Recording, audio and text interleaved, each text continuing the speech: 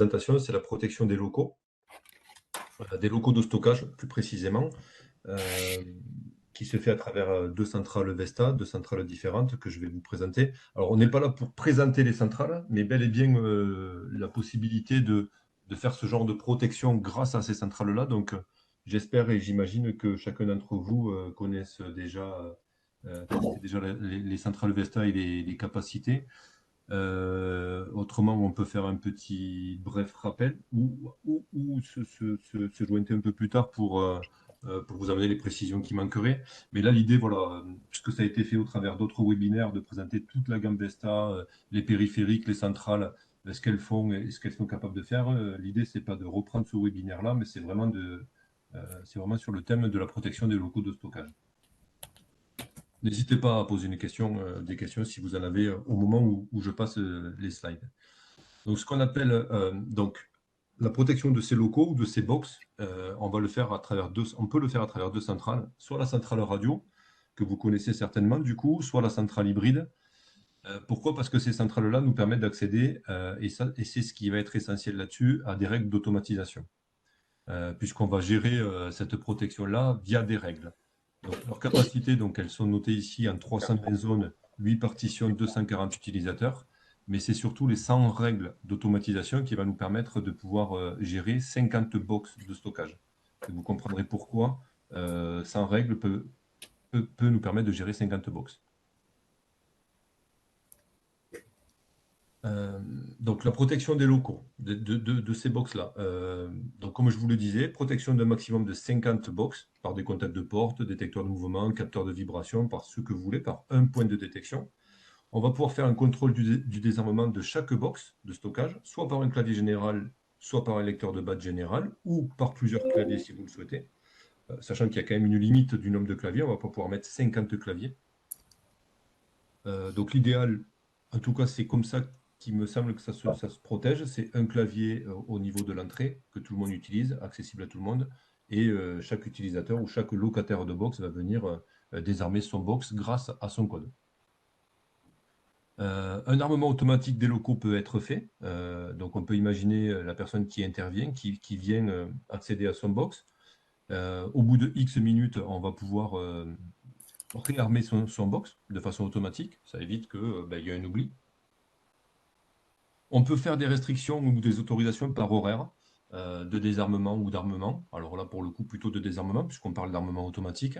Par exemple, si on a loué à cette personne-là un accès 24/24, on n'est pas obligé de lui mettre une restriction horaire. Par contre, si c'est quelqu'un qui a loué uniquement le week-end, uniquement pour 2 jours, on va pouvoir lui mettre cette restriction-là.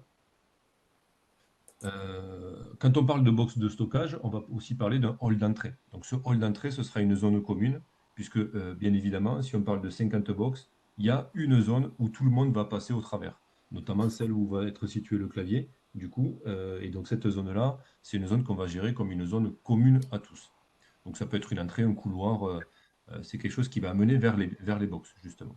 Alors, s'il y a 2 entrées, on peut imaginer 2 partitions et on peut imaginer 2 claviers avec deux schémas identiques, 2 gestions identiques. Donc ça, c'est pas un souci.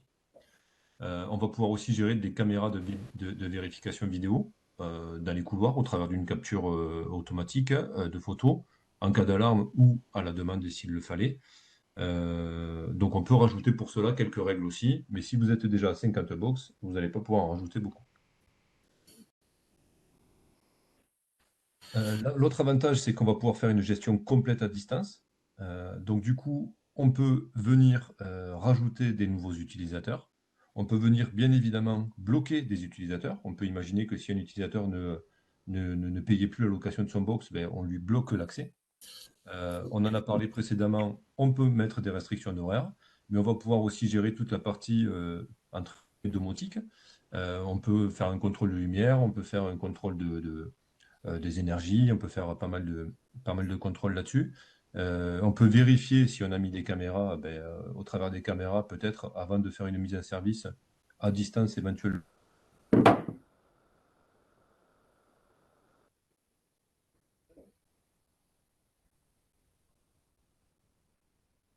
Un box est resté ouvert, on le fera. Donc l'idée de la présentation d'aujourd'hui, c'est de vous montrer que c'est hyper simple, au travers des règles, de pouvoir gérer ces box-là. Donc, au travers, donc donc tout va se passer au travers de Smart Home Sec. Donc si vous connaissez déjà l'outil de programmation ou la page web ou l'application, vous ne serez pas perdu. On a un onglet qui s'appelle Domotique. Cet onglet-là est réservé à tout ce qui est règles et scénarios. Donc c'est ici que ça va se passer. En dehors du fait que, il va falloir que vous rajoutiez vos périphériques dans la partie config périphérique, comme vous le faites lorsque vous faites une installation d'alarme, mais la partie gestion, en tout cas, va se passer au niveau des règles. Donc ça va nous permettre de pouvoir gérer donc, jusqu'à 50 salles de stockage et de donner des autorisations en fonction de l'utilisateur. Donc ça, c'est un fonctionnement des plus classiques. On a 3 onglets dans la partie règles. On va les voir successivement. Déclencheur, condition, action. Donc le déclencheur, c'est ce qui va générer l'action qu'on veut donner. Donc c'est le départ. Donc là, pour le coup, on a fait un exemple avec un changement de mode. S'il y a un changement de mode, alors les phrases sont pas en entier parce qu'il faudrait dérouler l'onglet, mais j'ai fait des screenshots. S'il y a un changement de mode de la partition 1 qui est mise à l'arrêt par l'utilisateur 1, on parlait de restriction horaire tout à l'heure, de restriction journalière. On peut mettre aucune condition. Dans ce cas-là, on mettrait, au lieu de période de temps, on mettrait aucune, il n'y aurait pas cette seconde ligne-là. On va procéder à une action. Donc, tout l'enjeu de cette gestion-là, en fait, on va travailler avec des périphériques qui vont être armés 24 heures sur 24. Donc on ne va pas travailler sur de l'armement ou du désarmement, on va travailler sur du désarmement et un armement automatique, et on va travailler sur de l'éjection de zone. Donc vous allez voir que du coup, sur le slide précédent, on a fait un déclencheur de l'utilisateur 1, qui est le locataire du box 1, quelle que soit la condition. Quelle est l'action? C'est l'éjection du PIRCAM, là pour le coup, qui est programmé pour le box 1, qui concerne le box 1. On pourrait aussi imaginer, donc ça c'est pour l'action éjection. On peut aussi réinclure une zone de façon automatique, par exemple, mais ça on le verra sur le second slide par rapport au réarmement. La réinclusion d'une zone pardon, se fait également sur une action. Dans la liste des actions possibles, on va trouver réinclure. On sélectionne la partition désirée et on réinclut le détecteur que l'on souhaite. Donc là, j'ai fait box 1, box 2, mais on peut imaginer tout ce qu'on veut.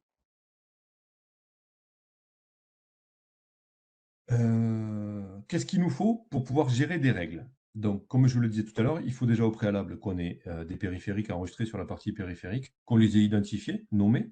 Donc, vous voyez sur la partie de gauche, configuration périphérique, j'ai nommé le numéro de box concerné et la dénomination de l'élément qui fait la détection. Donc, box 1, PIRCAM, box 2, DO choc, box 3, DO, box 4, DO plat, et un clavier général. Il faut aussi créer des codes, donc un code par box. Donc moi je les ai identifiés locataires box 1, box 2, box 3, box 4. On peut les nommer, on peut mettre le nom qu'on veut. Les codes vont de 4 à 6 chiffres. On peut mettre un code à 6 chiffres si on le veut, mais généralement c'est les codes à 4 chiffres qui sont écrits. Et un clavier sur lequel qui va se trouver à l'entrée et sur lequel chaque personne va venir taper son code pour désarmer son box. Donc là, bon, on reprend un peu plus en détail la gestion des codes utilisateurs. Donc, on va pouvoir gérer, comme je le disais en préambule, 240 codes utilisateurs. Donc, on peut imaginer deux codes par box. On peut imaginer qu'un box, on ait trois personnes qui sont amenées à venir sur ce box-là. Donc, on fera les règles en fonction des codes. Donc, ce que je vous disais, c'est que la gestion qu'on va faire des périphériques, ça va être une gestion 24 heures sur 24. Donc là, vous voyez sur le screenshot que je vous ai mis, donc on a le numéro de la partition, le numéro de la zone, le nom de la zone. Et en haut à droite, j'ai coché la case 24 heures. Donc cet élément-là est armé 24 heures sur 24, sauf en exclusion lors d'un désarmement, pardon. Donc on ne gère pas de mode arrêt total ou partiel. En tout cas, pas dans ce genre de configuration-là. Donc, l'exemple d'une règle pour le désarmement d'une salle ou d'une box. Donc, je nomme la règle désarmement box 1. Le déclencheur, c'est le même qu'on a vu précédemment, donc changement de mode de la partition 1 que je mets à l'arrêt par l'utilisateur 1, c'est le box 1 qui est bien concerné. Condition avec ou sans condition, de période de temps, de tranche horaire. J'éjecte le périphérique qui est le PIRCam, qui est sur la box 1 de la partition 1.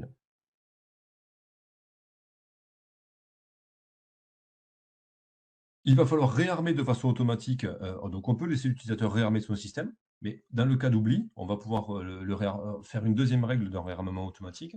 Donc sur cette règle-là, je vais l'appeler réarmement automatique. Donc voilà, j'ai pris l'exemple du box 2, mais on peut faire ce qu'on veut. Donc si le contact d'ouverture de la partition, sur la partition 1 du box 2 reste ouvert pendant plus de 15 minutes, ça va jusqu'à 30 minutes. On peut le gérer de 10 secondes, je crois, le plus petit à 30 minutes, donc 30 minutes maximum. Sans aucune condition, je réinclus ce détecteur-là.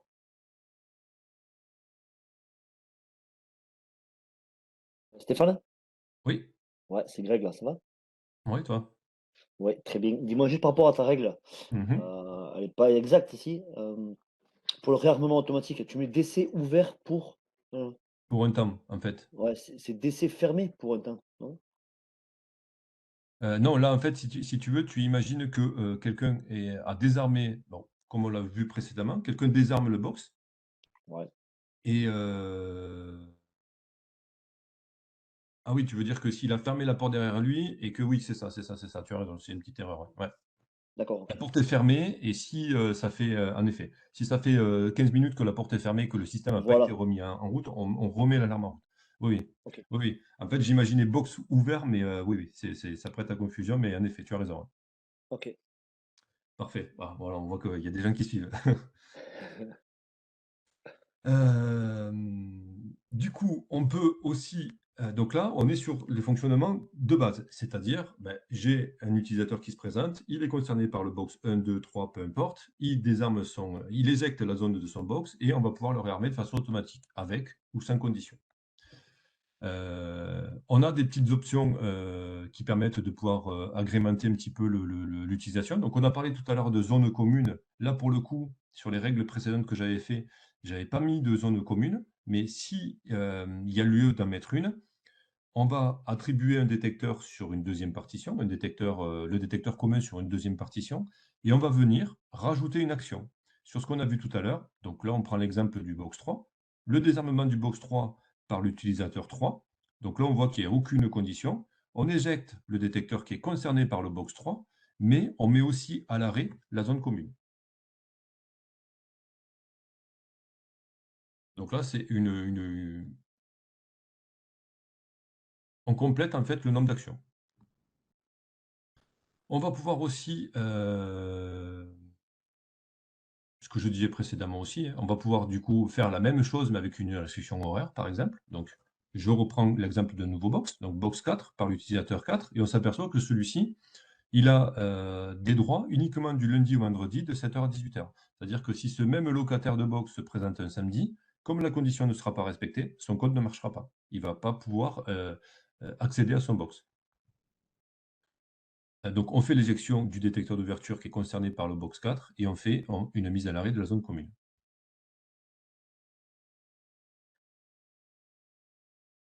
Si on parle de mise à l'arrêt et de réarmement automatique du box, il faut réarmer de façon automatique la zone commune également. Donc on va pouvoir voir, donc on va créer une autre règle également, auto-armement de la zone commune. On peut le faire sur un planning, c'est-à-dire que ça peut être tous les jours à 20h, sans aucune condition. On fait un changement de mode de cette zone commune qu'on arme en total. Donc ce qu'on fait là, on peut aussi peut-être, pour éviter des ajouts d'actions, faire un désarmement automatique de la zone commune à 7h le matin, par exemple. Si on sait que personne ne doit intervenir dans l'intervalle, on peut aussi s'amuser à faire un désarmement automatique. Donc, ce que nous permet de faire toutes ces règles-là, en plus, aujourd'hui, c'est de plus en plus en vogue, hein, on parle d'économie d'énergie, donc ça peut être quelque chose qu'on peut mettre en avant. Donc, on peut aussi surveiller l'alimentation électrique chaque salle de stockage, par exemple, pardon, tant au niveau des éléments qui peuvent rester branchés ou tant au niveau de l'éclairage. Donc allumer, éteindre des lumières automatiques, c'est quelque chose qu'on sait faire aussi. On peut imaginer un relais Z-Wave, raccordé derrière une ampoule et qui nous permet de pouvoir, armer enfin éclairer, mettre en lumière le box quand la personne ouvre sa porte. Hem, Contrôler la puissance, la consommation, mettre des seuils d'alerte, faire des envois de notifications en cas de dépassement de seuil ou en cas d'alerte, en termes de consommation ou autre. Mais on peut faire ça aussi sur toute la partie zone commune, donc contrôler les lumières des couloirs, que ce soit par le détecteur. On peut aussi utiliser du coup pour faire ça le détecteur de mouvement, qui est attribué à la zone commune. On peut l'utiliser lui en journée comme, un détecteur de présence qui va nous allumer, par exemple un éclairage. Et surtout nous l'éteindre au bout de X temps, ça évite que la lumière reste allumée toute l'après-midi ou toute la journée ou tout le week-end.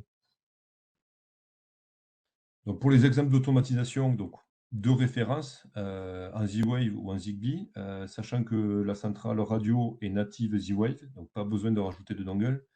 Donc ça sert à rien d'aller travailler avec une référence Zigbee. Et la centrale hybride, dans sa version la plus complète, elle a les deux qui sont intégrés, Z-Wave et Zigbee. Donc après, au choix. Donc ça, c'est des relais de puissance qui supportent jusqu'à 10 ampères. Donc typiquement, on peut aller gérer soit directement dans la boîte Plexo qu'il y a derrière l'éclairage de plafond, soit directement au niveau du disjoncteur. Donc ça, c'est un autre exemple avec une autre marque, IoTech, qui est un fabricant de produits Z-Wave, là pour le coup, avec un interrupteur marche arrêt ou un dimmer qui va nous permettre de faire des réglages de puissance d'éclairage. On parle aussi de contrôle d'accès. Enfin, on peut parler aussi de contrôle d'accès. Alors attention, c'est pas un contrôle d'accès avec une gestion des utilisateurs et cetera, mais c'est, au travers, d'un module verrou de chez Salto ou d'Analoc, qui travaille en Z-Wave, venir aussi piloter là où les portes. Donc on rajoute aussi, on peut rajouter une action, à celle qu'on a déjà vue. Donc possibilité de contrôler soit la porte principale, au travers d'un lecteur de badge par exemple, ou du clavier ou du lecteur de badge, soit les portes, de chaque locaux si on le souhaite. Ça nous permet de faire des gestions au travers des codes utilisateurs de l'alarme, donc uniquement aux locataires qui sont renseignés et qui sont présents sur des plages horaires, acceptées. Et de la même manière, on peut refaire un verrouillage automatique, de cette porte ou de ces portes, en même temps qu'on refait un réarmement de la zone commune, par exemple. Donc là, c'est l'exemple d'une règle pour la gestion de la partie, verrou. Donc on voit qu'on on rajoute une action, au-delà de l'éjection qui a été faite sur le DO, au-delà de l'armement de la zone, du désarmement de la zone commune, ici. On peut aussi actionner donc un module qui va nous permettre, alors là, on est plutôt sur une serrure, sur une gâche électrique. Le verrou, lui, ça va être un module qu'on va directement sélectionner ici. Et là, je vois que c'est un module DO, une entrée, une sortie. Donc là, en fait, si jamais on avait la présence déjà d'une gâche électrique, on peut aussi venir la piloter pour X secondes, le temps que la porte elle soit ouverte. Et on a fait le tour. Le principe de ces webinaires, c'est d'avoir une explication rapide d'une de quelque chose qu'on peut faire. Maintenant, on peut prendre le temps, si vous avez d'autres questions ou s'il y a des choses qui vous ont échappé, de revenir sur quelques lignes. Il n'y a pas de souci pour ça. Est-ce que vous avez des questions? Est-ce que ça vous semble inabordable? Est-ce que vous comprenez mieux notre façon de nous exprimer quand on parle qu'avec une seule centrale, on peut gérer jusqu'à 50 box? Je pense qu'on a tous autour de nous des locaux de salles de stockage ou de garage ou